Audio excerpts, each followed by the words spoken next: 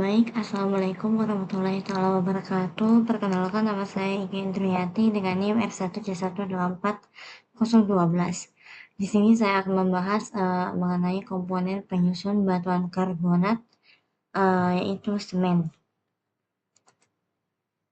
Nah, uh, tidak bosan untuk diingatkan mengenai batuan karbonat itu sendiri. Jadi batuan karbonat itu sendiri adalah batuan sedimen yang terdiri dari lebih dari 50% mineral karbonat, terutama kalsit dan dolomit. Umumnya terbentuk di lingkungan yang laut dangkal melalui proses biologis dan kimiawi. Batu gamping atau limestone dan dolostone adalah contoh utamanya. Next, kita akan membahas apa itu semen. Ya, semen itu sendiri merupakan komponen batuan karbonat yang mengisi pori-pori dan merupakan hasil diagenesis atau hasil presipitasi dalam pori batuan dari batuan yang telah ada. Jadi dia ini biasanya berupa kristal kalsit atau dolomit yang terbentuk dari presipitasi mineral dalam larutan.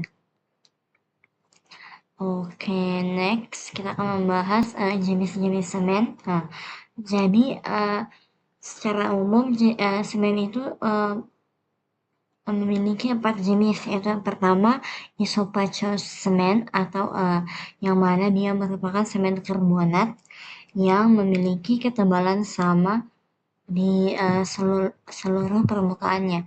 Bisa dilihat di gambar yang latar belakang coklat ini. Ini adalah contoh daripada isopachous semen. Habis itu next fibrous semen, yang mana dia adalah semen karbonat yang memiliki kristal berbentuk serat atau menjarum.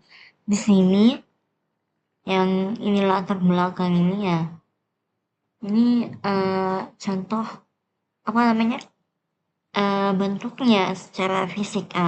Habis itu next ada blocky semen, yang mana dia merupakan semen karbonat yang memiliki kristal besar berbentuk blok atau relatif seragam serta mengisi rongga atau pori. Nah, yang ini dia yang ini. Habis itu next yang keempat glossy semen, yang mana dia merupakan semen karbonat yang memiliki kristal yang semakin besar menuju bagian tengah rongganya. Ini kayak ini tuh, dia kecil di tepi tapi besar di tengah. Oke, paham? Oke, next kita akan membahas lingkungan pembentukan semen. Dan secara umum dibagi menjadi 3 zona utama diagenesis, yaitu ada marine environment, yang mana merupakan lingkungan laut yang memiliki karakteristik tentu saja air laut yang kaya akan ion kalsium dan karbonat. Kondisi ya, ini ada kesalahan sedikit. Kondisi jenuh karbonat dan energi relatif tinggi. Jenis semennya itu fibrous, isopachous, dan aragonite semen. Contohnya dia terumbu karang atau platform karbonat. Yang kedua itu ada meteoric environment atau lingkungan air tawar, yang mana terjadi saat terekspos di daratan. Air hujan mengandung karbon dioksida yang tinggi, banyak proses pelarutan. Nah, jenis semen yang ada di sini dia itu druzy calcite dan blocky calcite semen. Contohnya di daerah Kars, Gua Kapur, sama zona air tanah. Nah, next ada boreal environment, yang mana itu merupakan lingkungan penguburan toh.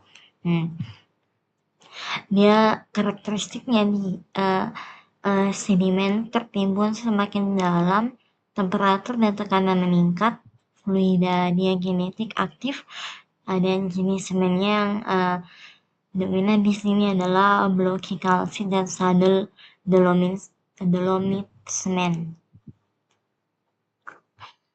Next, kita akan membahas porositas pada batuan karbonat. Nah, porositas batuan merupakan suatu ruangan kosong atau rongga dalam suatu batuan untuk dapat menampung fluida.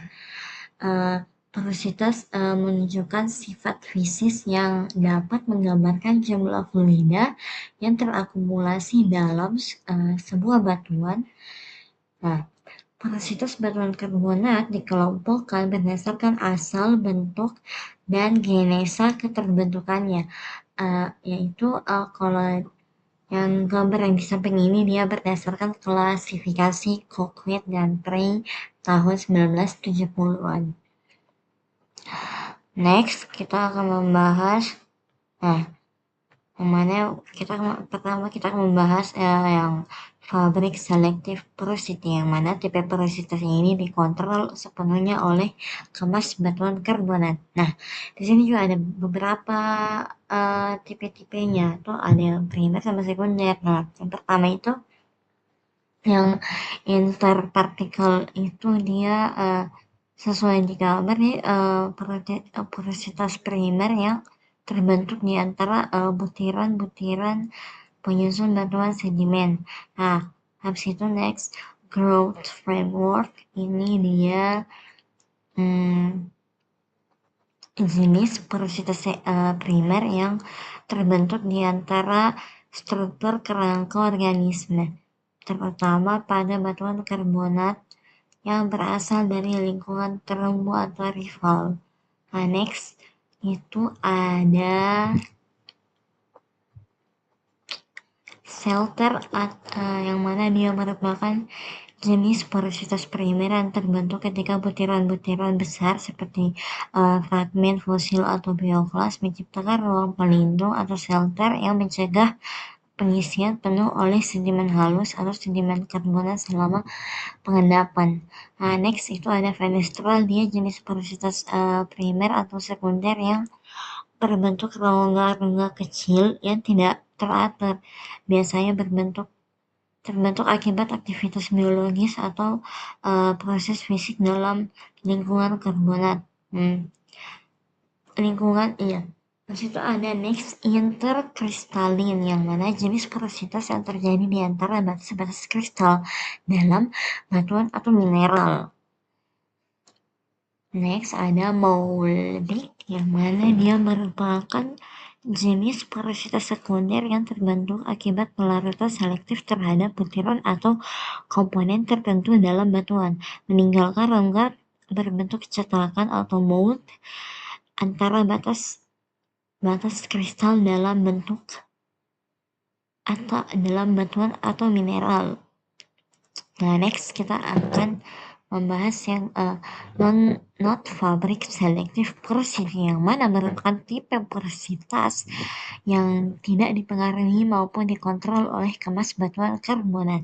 Nah, ini terbagi menjadi 4. Jadi yang pertama itu fracture, yaitu jenis porositas sekunder yang terbentuk akibat rekahan dalam batuan, baik yang dihasilkan oleh proses tektonik, pelarutan, atau perubahan tekanan selama diagenesis. Yang kedua ada channel, yang merupakan jenis porositas sekunder yang terbentuk akibat pelarutan diferensial yang menghasilkan jalur aliran fluida berbentuk saluran atau channel dalam batuan. Oke, dan yang ketiga itu ada fault, yang jenis porositas sekunder yang terbentuk akibat pelarutan mineral atau fragmen batuan yang menciptakan rongga-rongga besar atau faults yang tidak selalu terhubung satu sama lain. Habis itu yang keempat ada cavern, yang mana porositas ini merupakan jenis porositas sekunder yang terbentuk akibat pelarutan besar-besaran pada batuan karbonat yang menciptakan rongga besar yang dapat berfungsi sebagai reservoir atau reseptor hidrokarbon atau air tanah. Next, kita akan membahas fabrik selective or not, yang mana merupakan tipe porositas yang dapat dipengaruhi maupun tidak oleh kemas batuan karbonat. Dia juga terbagi menjadi 4. Jadi yang pertama itu Brescia. Yang Brescia ini porositas terbentuk karena adanya proses retakan yang menyebabkan batuan hancur menjadi bongkah-bongkah kecil dan terbentuklah pori-pori yang berada di antaranya. Nah, bisa kita pastikan dengan gambar ini tuh, kalau kita lihat gambarnya sesuai gitu. Habis itu ada boring, yang mana porositas ini terbentuk karena adanya aktivitas pemboran oleh organisme. Yang keempat ada burrow, yang mana porositas ini terbentuk karena adanya aktivitas organisme seperti penggalian. Nah, ini kelihatan tuh kayak ada cacing ini. Habis itu ada shrinkage. Dia terbentuk akibat hasil dari penciutan, di mana sedimen yang telah diendapkan menjadi kering dan menciut sehingga terjadi rekahan-rekahan yang dapat menimbulkan pori. Nah, bisa kita lihat dengan gambar-gambar ini tuh sesuai aja semua. Ini juga fracture yang itu kehendak bantuan dan segala itu. Ini channel, ini fault, ini cavern. Nah, di sini juga tadi ada text. Nah, kan di sini. Nah, itu jadi itulah materi yang bisa saya bawakan terkait komponen penyusun batuan sedimen karbonat semen dengan membahas segala jenis porinya. Sekian dari saya. Apabila ada salah kata, wassalamualaikum warahmatullahi wabarakatuh.